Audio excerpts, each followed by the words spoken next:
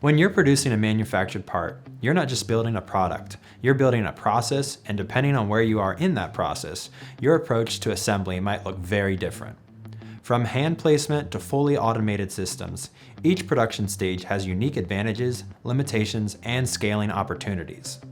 In this video, we're going to break down the different stages of production, how automation fits into each one, and why jumping into automation too early or too late can impact your long-term success. Most products enter three key production stages: introduction, growth, and maturity. In the introduction stage, all of your focus is on getting your product to market. Volumes are typically low and designs may still be evolving, making it critical to remain flexible. As you move into the growth stage, the demand increases. Production must become more efficient, so you begin seeking ways to reduce labor and improve consistency. Finally, in the maturity stage, production is stable and high volume. By this stage, efficiency, repeatability, and cost per part have likely become your top priorities. Each of these stages aligns closely with a different level of automation based on your production needs. Before we compare the different types of assembly and automation, it's important to understand what we mean by automation. Essentially, an automated assembly process replaces manual steps with controlled, repeatable machine-driven actions to improve speed and consistency. On the most basic level, you have hand placement. This is where operators manually assemble or apply parts. It's highly flexible, easy to set up, and ideal for early stage production, but it relies heavily on labor and can lead to variability over time. The next step is semi-automation. These systems still involve operators, but they use fixtures, jigs, or assistive equipment to guide placement and improve accuracy. Semi-automation is often a bridge between manual processes and full automation, helping increase efficiency without requiring a massive upfront investment. Then you have full automation. These systems are designed to run with minimal human interaction, using dedicated equipment to handle placement, alignment, and processing. Although they require a higher upfront investment, fully automated systems offer the highest level of speed, consistency, and long-term cost efficiency, especially for high-volume production. As your production evolves, the level of automation grows to match it.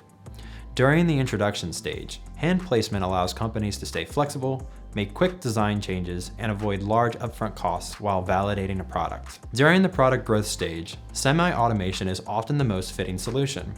As volumes increase, adding fixtures or assistive equipment can significantly improve throughput and consistency without fully committing to automation.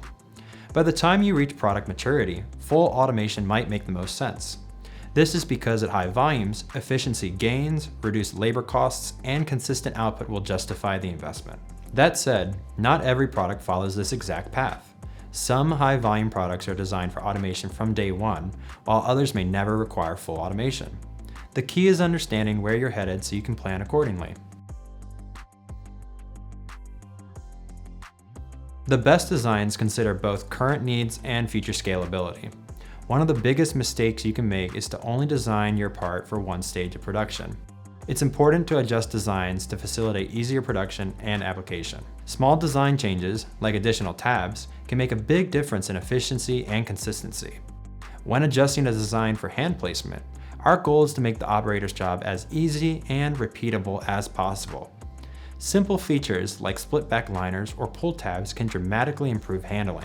For example, if an adhesive part is perfectly flush to the liner with no way to grip it, operators will struggle to peel it, slowing down production and increasing the risk of defects. When designing for automation, simplicity and consistency are key. Complex geometries or inconsistent part presentation can make automation difficult and expensive.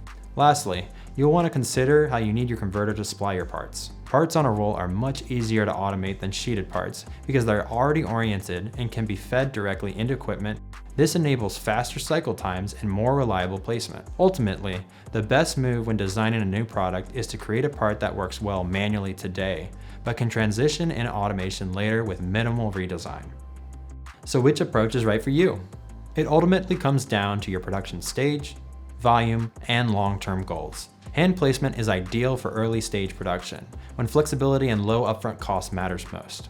However, as your product scales, relying solely on manual processes can limit your efficiency and increase costs. Automation, whether semi or fully automated, can improve consistency, reduce labor, and lower your cost per part over time. But it only makes sense once your volume and process stability justify the investment.